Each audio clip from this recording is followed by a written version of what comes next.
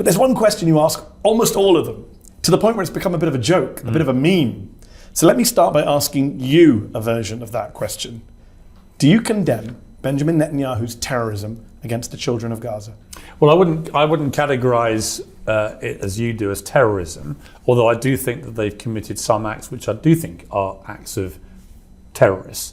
For example, the aggressive, violent expansion on the settlements on the West Bank. I think you could inarguably say, well, that's a form of terrorism.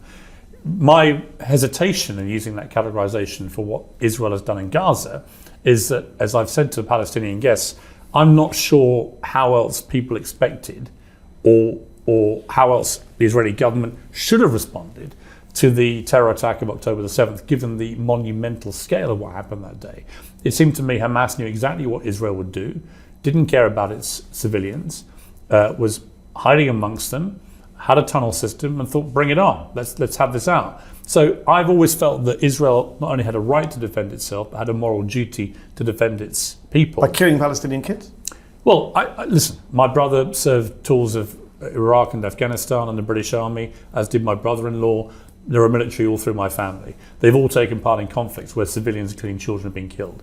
I think the particular problem in Gaza is that half the population are under 18, of 2 million, and that clearly a disgusting amount of children have been killed in this conflict. So my answer to your question, I wouldn't categorise it as terrorism to respond to a terror attack by going to kill the terrorists. However, has it got completely unacceptable, the level of civilian death that has been going on in Gaza, particularly children? I say yes, and this has to stop. What is the acceptable level of death? Well, I don't know. That's why I've always said from the start, what is proportionate? What do people expect people to do? I mean, for example, when America, after 9/11, went into Iraq, as you know, I waged a campaign against the Daily Mirror newspaper against it. I thought it was an illegal... But you haven't waged a campaign against this? Well, because the point about Iraq was they didn't perpetrate 9/11. Nothing to do with it. So it's about the goal, not the conduct of the war. I'm asking you about the conduct. Yeah, right? I don't want to have an argument about the goals. I understand. I'm saying if you kill, for example, you saw the video, because I know you were on social media as much as I am,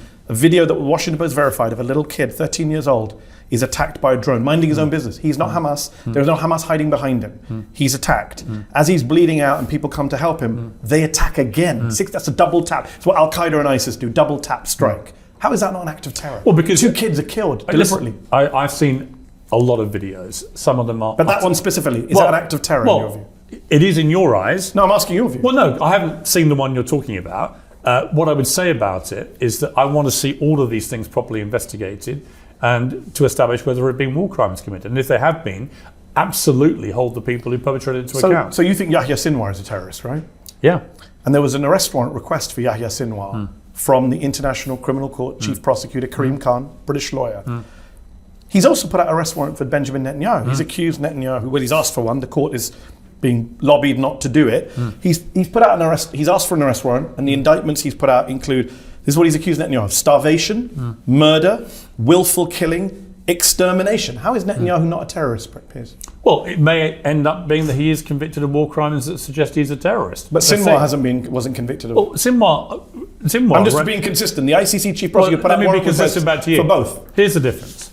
Hamas made no secret of what they did on October the 7th. Sinwar directed and ordered that attack. No one Nor is disputes Israel. that. Yeah, but what the difference is that Hamas said, here are the GoPro cameras. We are going to show the world what we're doing here. So is Israel. I just mentioned a video where a kid is killed on camera. Yeah. In fact, Israeli soldiers have put out TikToks of their war crimes, Piers. You're not going to get me to say that what Israel's been doing is terrorism, because I believe they are defending Why their not, people. though, is what I'm wondering. It seems to be just a stubborn resistance. Because any country in the world that had October the 7th perpetrated against them would do what Israel has done. No, they wouldn't. Yes, they would. They would have killed kids on this level. No, if you had literally a country on your border... Well, it's not a country on your border, it's occupied territory. I think you've conceded yourself in previous I have actually said to you, I believe it is occupied territory. Okay then, so it's not a country on your border. Let's call it, what do you want to call it? Occupied territory. Okay, well, let's call it Gaza. Okay?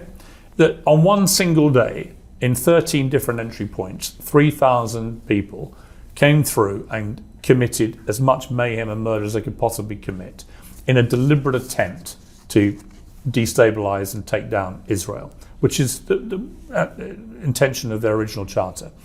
If that happened on any border, shared border in the world, there is no country in the world that would not have responded with military force in the way that Israel has done. I don't agree with that. But let me say you're right. Well, every country would have done that. Doesn't make it not terrorism. No, but then what you're saying is that any country that then goes after terrorists that perpetrate that kind of attack automatically themselves become terrorists. No, I dispute that categorization. No, I'm saying that's a straw man. Well, give me an example where they're not terrorists. I just gave you an example. They could have responded to Hamas without attacking a kid, killing the kid, and when people come to rescue him, attacking them as well. I can be here all day. We don't have the time. So I can go through. They didn't need to attack an apartment building. When American We're forces, not doing whataboutism. We're not doing whataboutism. When they went after ISIS, but they killed a lot of innocent children in the process. I think those were acts of war crimes. I think war crimes are acts of terror. Yes. So if you go after, I don't think. So if you go after any terror group in the world. No, I'm saying if you hold on, Piers. The definition of terrorism, according to every dictionary, is the use of political violence against civilians for political goals. That is what Netanyahu is doing. He said it openly. Israelis have said it on your show. Well, he's responding to a terrorist attack by doing more terrorism. He's killed 33 times as many people as Yahya Sinwar. Let me be clear. But Sinwar's a terrorist, let me not be clear. Netanyahu. Netanyahu should absolutely no longer be Prime Minister of Israel. Should he be at the ICC? Probably, yeah. So if the warrant comes down, you support the UK arresting him if he comes to the UK? I absolutely think that his alleged war crimes, and I use that because they've not been substantiated, his alleged war crimes should absolutely be investigated. This doesn't make any sense. I agree with you. No. I agree with you that they haven't been substantiated, but I'm being consistent. I'm saying everyone, Hamas, Israel, should be substantiated in investigation. You're saying one side's terrorists based on GoPro, but the other side's not terrorists, even though we've watched them kill thousands of people on camera. Literally, I've seen it. I saw them gun down an old lady holding a white flag. Hamas have made no secret that what they did was terrorism. Nor of Israel. Have you listened to Israeli soldiers? You should watch our documentary. It's called Israel's Real Extremism. It shows Israeli soldiers talking proudly about what they've done in Gaza. It's not just the T word, Piers, that you've been reluctant to use in relation to Israel, but also the G word. Genocide. It's not genocide. Why are you, so let's talk about that. Why are you perfectly happy to call what Russia is doing in Ukraine a genocide, but not what Israel's doing in Gaza when there are fewer civilians, far fewer kids killed in Ukraine than in Gaza, arguably way less genocidal rhetoric from the Russian government than we hear from the Israeli government? Why are you so uncensored on Russia but not on Israel? What are you afraid of? I actually thought when you first jumped with that, it was a good point. I hadn't realised I'd used the word genocide in relation to what was going on in Russia. And I did go away and think about that quite carefully. Because you've got to be careful about the word genocide. The word genocide is where you deliberately exterminate a group of people based on ethnicity. And the reality about, let's take Gaza first of all. If Israel actually wanted to get rid of everyone in Gaza, they have the military power to do that. They have nuclear weapons. They could just nuke Gaza, as some of them, I suspect, would quite like to do. They've got some massively right-wing headbangers in that government, Ben-Gvir, Smodrich and others, who I suspect wouldn't hesitate to wage a form of genocide. So I accept that completely. But the reality is that there are 2 million people in Gaza, of which, depending which estimate you want to believe, but the official records from the Hamas-run health authority, there are about 45,000 people have died. It's not 2 million people, which Israel But that's not the definition of genocide. Well, isn't it? No. The Genocide Convention doesn't say you have to kill everyone. By the way, you said this to Bassem Youssef, our good friend last week on the show. You said, well, I want to read you exactly what you said. Israel hasn't nuked Gaza, quote, they could have done. They haven't done that. If you're really genocidal, why wouldn't you do that? Yeah. But Russia has the ability to nuke Ukraine too. Russia has the biggest stockpile of nuclear warheads in the world. So why hasn't Russia? So Russia's not doing a genocide? No, I don't think they are, and I shouldn't have said that. Wow. Yeah. So in order to defend Israel, you're withdrawing your allegation against Russia? Yeah, because you made me think about it. I know, but ultimately history will judge where you were on this, and they'll say you were right on Iraq and you didn't really come on board on Gaza. And I don't think they'll find that you were right about calling it terrorism or genocide. Okay. We'll see. I hope you're right. Obviously, I don't want it to be a genocide, but it looks like one, sounds like one, walks like one. But just on this topic, October 7th was bad enough. I think we can both agree. The kidnapping and killing of civilians, war crimes, without anyone having to exaggerate how bad it was. And yet, given the way a genocidal Israeli government, in my view, not yours, has used atrocity propaganda to try and justify the mass killing of Palestinians, especially Palestinian children, do you regret, Piers, a year later, having used your very big platforms, YouTube, Twitter, to spread that atrocity propaganda, to repeat the Israeli line uncritically, saying, and I quote, 40 babies being killed, some of them being beheaded? Well, I never said, as people have tried to claim, that 40 babies got beheaded. Right? We do know that some babies were killed. One. We do know a baby was kidnapped. Well, I mean, what I find fascinating about this, when people start going on their Hamas defense That's not a Hamas journey. defense. We're journalists. We believe in facts. Right? I know you do. I'm asking you about 40 babies being killed, some of them being beheaded. Do you regret saying that as a journalist? You correct things when you're wrong. As you know, well, I've already said this on my show. So had you done your research in the capable way you say you do, you would know that I've already said, yeah, it turned out that 40 babies were not killed. That's weird because I've just checked this morning and all your tweets are still up saying that 40 babies were killed. So if you've corrected it. I've said it on my show. But your tweet, you have a... I still want to sit here and try and defend Hamas. Where did I defend Hamas? You are. When? You're trying to downplay and diminish what they did. I literally started by saying, don't we both agree the kidnapping and killing of civilians are war crimes? Right. So how did I defend Hamas? But That's a lie. You just lied. Yeah, but are you suggesting that I'm suggesting that as a journalist, you pushed something that was false. You should have corrected it and apologised for it. Right. What did I push that was false?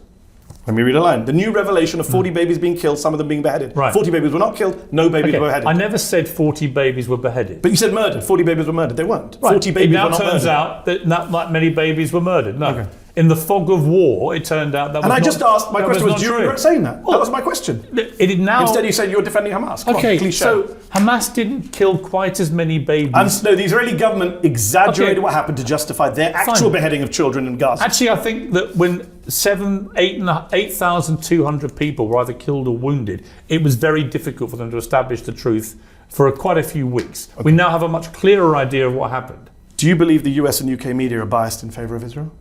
Parts of them, yeah. Why? I don't know. You'll have to ask them. I mean, you've worked in it for decades.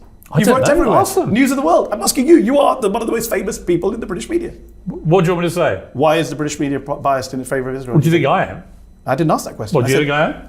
I think you are, yes. Why would I have so many Palestinian guests on? You tell me. If I genuinely am biased and don't want to have their say being given. You have this very black and white view of the world, Piers. Why would I have you on? You can be biased towards Israel. You're one of the most partisan guests I've ever had on my show. That doesn't make it, Piers, am I pro-Palestinian? Am I pro-Palestinian? Of course. Why do I have you on then? This is a ridiculous argument. Just because you have guests on from the other side doesn't mean actually that you don't. No, it doesn't, because then I'm not pro-Palestinian according to your logic. No, of course you're pro-Palestinian. All right. Am I pro-Trump? Am I pro-Trump? Because I've got you on today. If you're trying to categorise me, it's a very strange argument. If you're trying to categorise me as pro-Israeli over Palestinian, I dispute that categorisation. I'm sure you will dispute it. But I didn't actually ask about you, but we went down that road. The British and American media are biased in favour of Israel. I'm just wondering why you think it is. You can't answer for other media. Do you think it's fear?